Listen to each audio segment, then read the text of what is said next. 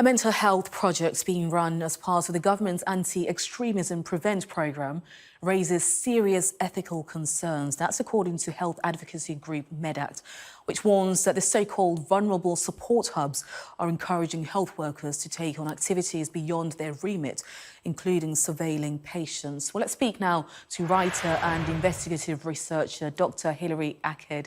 Thank you very much indeed for joining us here on Sky News this morning. So just give us more details on the finding and really what prompted this investigation in the first place.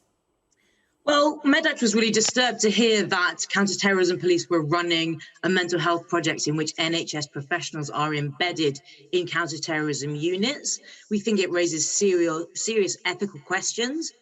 And when we dug into a bit more, we found there was a really dire lack of transparency here. So it took us over a year to get these documents out of counterterrorism police, despite the fact that some NHS money is going towards this project.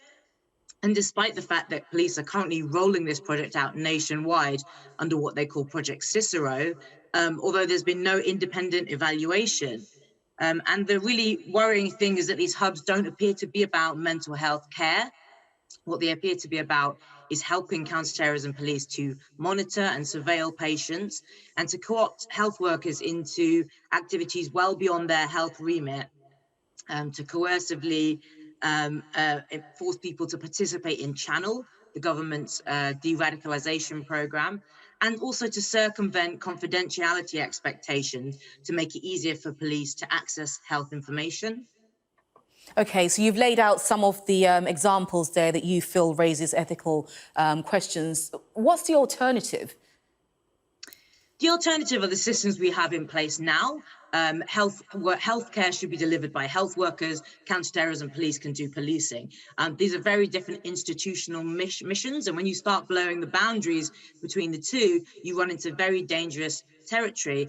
And we're seeing the kinds of activities happening that are precisely the reasons that ethical codes for psychiatry and psychology were developed in the first place. What we need to see is proper funding for mental health care services. And then we're going to see a better society overall. Would an independent review or a sort of public scrutiny board help? What would make it help? Because I guess from the police's point of view, this is an opportunity to get information to prevent the horrors that comes with terrorism. So what do you think would make it help, would make it better, basically? Yeah, I mean, police can already request health information, and in rare circumstances where there is a real public interest justification to prevent harm to the public, then health workers will share that information with police.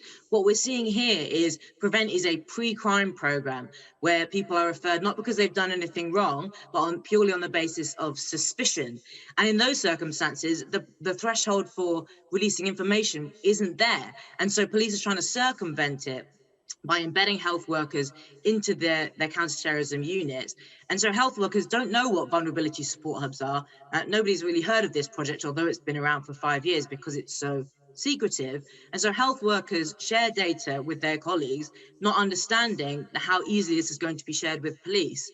And I would also say that, you know, the whole basis of this program is a very stigmatizing link that's made between mental health conditions and terrorism that is not actually supported by robust evidence, although the government keeps reiterating the claim that there may be some link.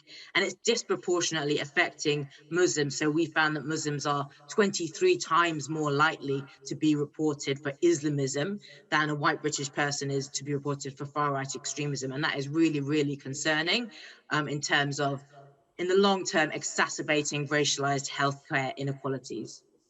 And that must put health workers in a very difficult position then, mustn't it? Yeah, it does. I mean, health workers are, you know, obviously the last year we've seen the difficult job they do.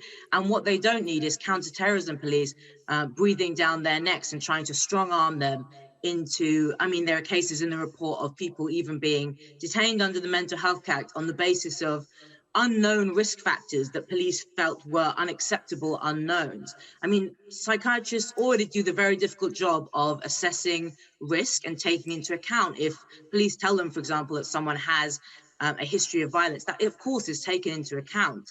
But in these cases, as I said, it's not about a history of violence. It's about pre-crime fears, which are often very spurious and often, unfortunately, based on racial stereotyping. Dr Hil Aked, thank you very much indeed for your time this morning. Thank you.